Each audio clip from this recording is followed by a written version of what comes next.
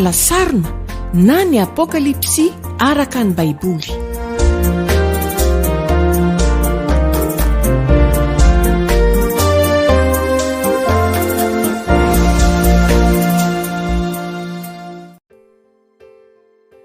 Faly miarabanao manaraka izao fandaharana alasarina izao fizarana faharoa ao anatin'ny fandaharana no ataontsika amin'ity anio ity. Tamin'ny farany sika dia niresaka momba ny mpanoratra ny boky apokalipsy sy ny fotoana izay nanoratana izany. Anio kosa ao anatin'ity fizarana ity dia iresaka ny zava-nisy ara-tantara, ny tanjona ary ny karazan-dahatsoratra nanoratana ny bokin'ny apokalipsy. Ireo tranga ara-tantara tamin'izany fotoana izany. Nisy zavatra roa no horesahantsika. Ny voalohany dia ny fanenjehana izay niatra tamin'ireo kristianina. Nisy ny fanenjehana sy fanoherana avy amin'ireo jiosy, fa nisy ihany koa ny fanenjehana avy amin'ny fitondram-panjakana romanina tamin'ny taonjato voalohany. Avy tao amin'ny sinagoga jiosy ny fanoherana ny fivavahana kristianina voalohany. Tatsika izany apokalipsy toko faharoa andininy fahasivy sy toko fahatelo andininy fahasivy. Ny fivavahana jiosy manko teo amin'ny ampira romanina dia isan'ireo fivavahana nekena. Nisy karazany roa ny fivavahana teo amin'ny ampira romanina. Risy ireo fivavahana nekena no ara-dalàna antsoina hoe licite, dia nisy ireo fivavahana tsy nekena natao hoe illicite. Ny fivavahana jiosy dia tafiditra tao amin'ilay sokajin'ireo fivavahana nekena. Tamin'ny voalohany ny fiandohan'ny fiangonana kristianina dia saika jiosy no tao, ary noraisin'ireo mpitondra romanina fa sekta jiosy ihany ny fivavahana kristianina tamin'ny voalohany. Fa tataoriana rehefa niamaro ireo jentilisa, ireo tsy jiosy zany, izay nanaraka ny tompo, dia teo ireo mpitondra romanina vao tonga saina hoe ay tsy sekta jiosy ity fivavahana kristianina ity fa zavatra hafa mihitsy. Dikan'izany tafiditra avy hatrany tao anatin'ireo mpivavahana izay tsy nekena na illicite fivavahana kristianina. No ararotin'ireo jiosy zany mba anakianana sy ny kristianina teo anatrehan'ireo mpitondra romanina. Teo amin'ny ampira romanina indray tamin'ny fanenjena tamin'izany fotoana izany dia ho fampiraisana ny vahoaka eran'ny fanjakana, dia ireo mpitondra romanina dia niezaka nametraka fivavahana iray ho eran'ny ampira. Iray amin'ireny fivavahana napetraka ireny ilay fivavahana amin'ny amperora, izay nakasika ny lafiny politika, lafiny fiarahamonina ary lafiny ekonomika. Ary nisy rafitra napetraka mihitsy ny tahaka ny hoe mpisorona, nisy fety isan-karazany sy ny sisa. Akoatra ny maha fanompoana Andriamanitsy izy ny fanompoana ny amperora io dia mbola niaraka matetika koa tamin'ny fitondran-tena ratsy, fimamona, fitsangatsangana, ny fomba fanaovana n'ilay fanompo-pivavahana tamin'izany. Tsy nentina indray anjara tamin'ireny fety, tamin'ireny fivavahana amin'ny amperora ireny mazava ho azy ireo kristianina.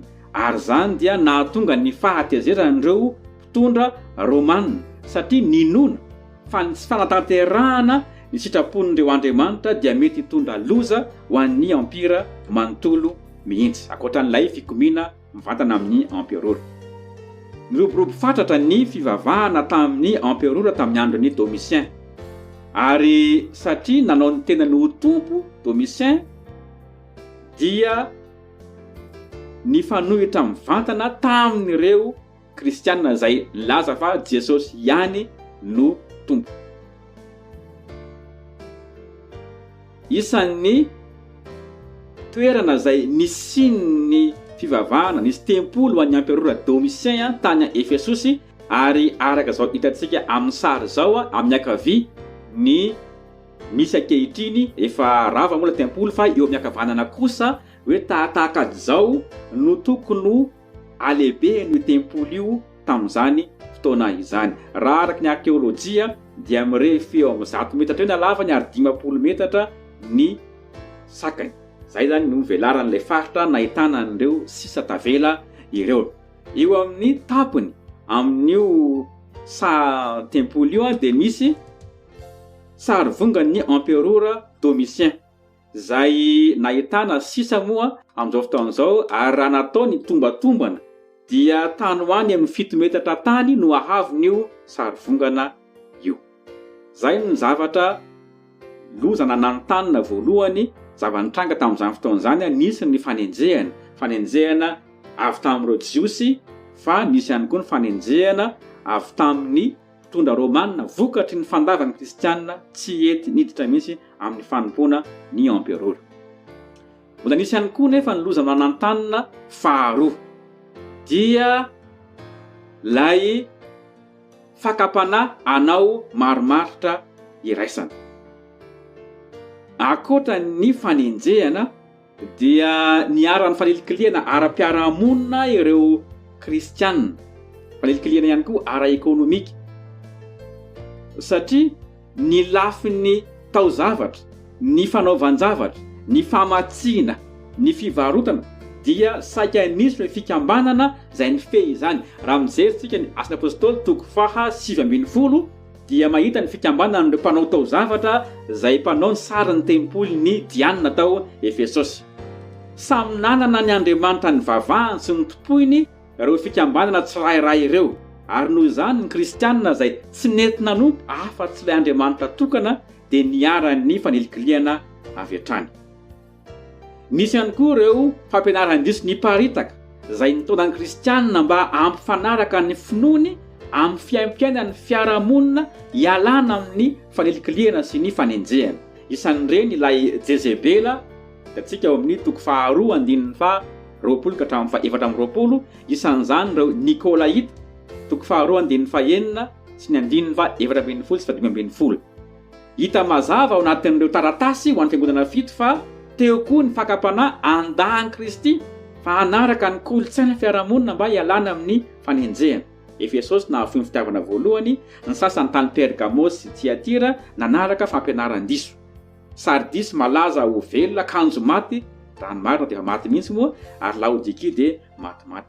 Ny boky n'Apokalipsy dia mitondra toky sy fampaherezana ho an'ireo izay mijanona ho mahatoky ka mitondra fahoriana vokatr'izay. Inona ny tanjona akapoben'ny boky n'Apokalipsy? Ny tanjona akapoben'ny Apokalipsy dia nampiseho amin'ireo mpino ny zava-nisy marina ary ahatonga azy ireo anana ny fijerin'Andriamanitra zay ao ambadika izao zavatra hita maso izao. Mamaly ny fanontaniana tena fototra amin'ny boky n'Apokalipsy hoe iza ny tena tompon'izao rehetra izao. Milaza ny emperora fa izy no tompo ary manana fahefana izy eo amin'ny empira ray manontolo, fa saingy ny boky n'Apokalipsy dia maneho fa ao ambadiky ny zavatra hita maso dia lay Andriamanitra eo amin'ny seza fiandranany no mitondra ny zavatra rehetra sy mifehy ny zavatra rehetra fa tsy Kaisara akory. Na inona fisehon'ny tantara ankehitriny dia tsy maintsy Jesosy Kristy no mpandresy amin'ny farany ary ho mpandresy miaraka aminy koa ireo izay mpanaradia azy. Raha fitinina zany ny tanjon'ny boky dia tena anome fanantenana ho an'ireo mahatoky fa noho ny fahafatesany Kristy na dia mijaly azy ireo ankehitriny dia ho mpandresy.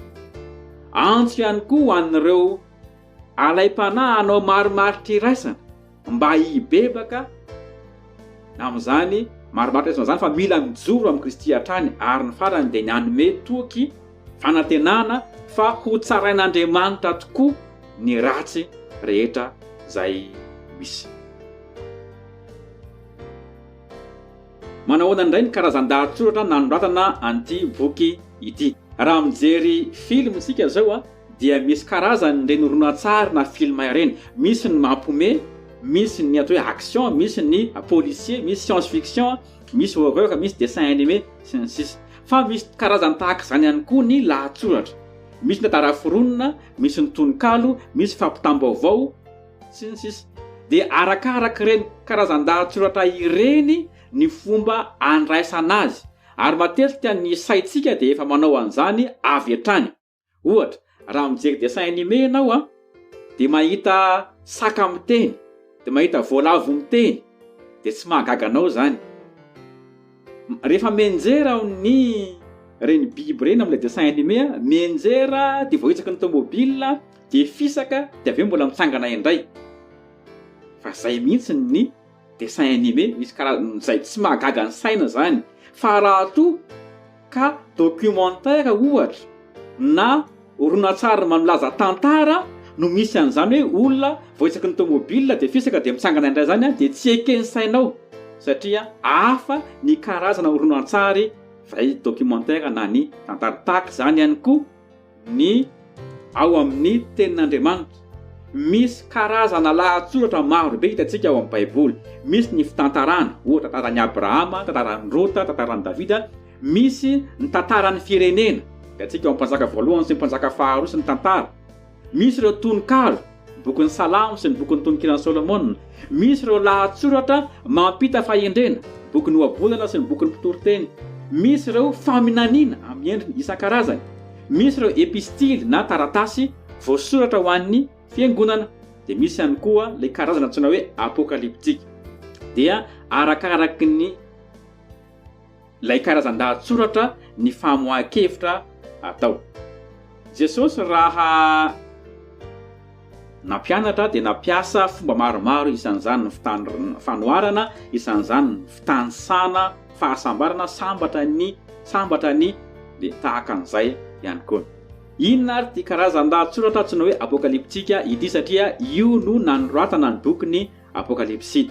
Ity lahatsoratra ity dia nivelatra tamin'ny taonjato faharoa talohan'i Jesosy Kristy, tamin'ny fotoana zay na teo ambany fanapahan'ny hafa firenena an'ireo jiosy teo ambany fanapahan'ny Grika moa zany marimarina kokoa.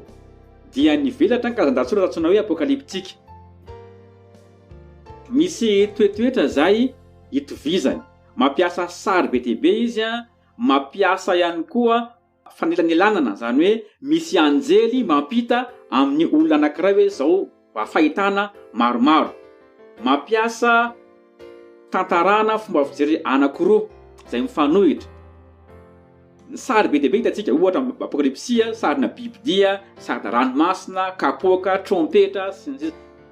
Isan'ny endrika apokaliptika koa manko amin'isany amin'ny bokin'i Daniel dia ahitana an'ireo hoe sary misy bibidia isan-karazany, bibidia tsy fahita fa karazany biby ohatra bibidia vaovao dia reny no nampiasaina. Fa reny samy misy heviny, tsy natao raisina arabaky teny zany reny sary ireny. Ohatra raha amin'ny angano malagasy ohatra ny resaka ny fosa dia maneho le hafetsena zay.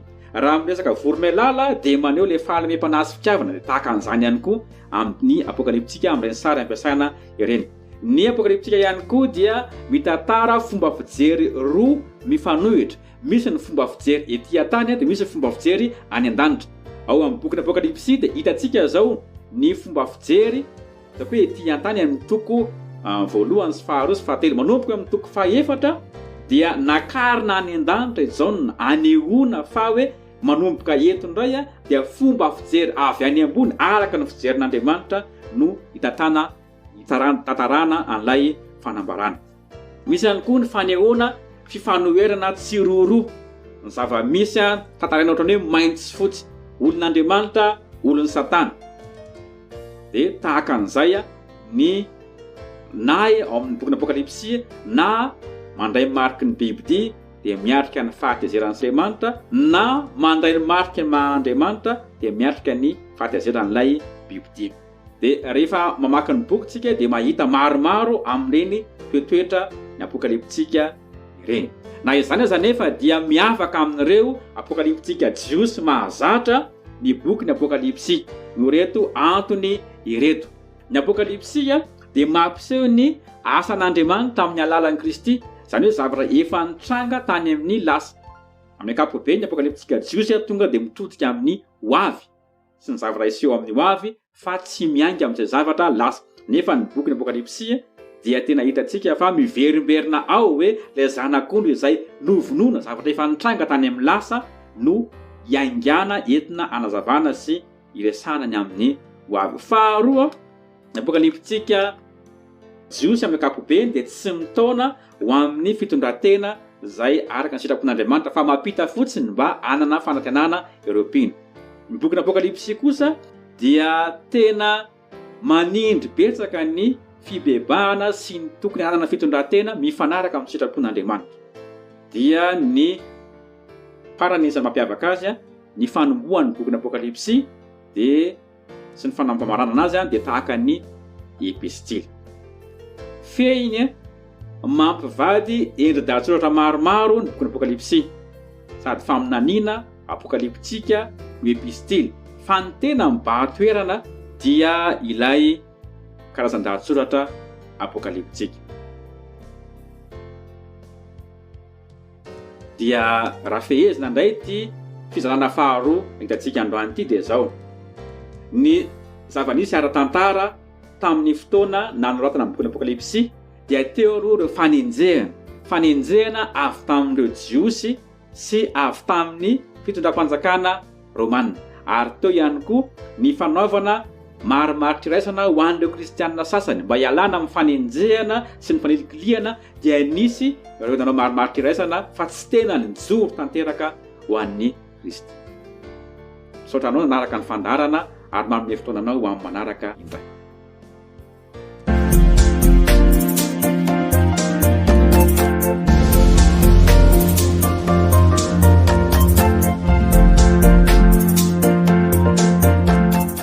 Alasarina na ny Apokalipsy araka ny Baiboly.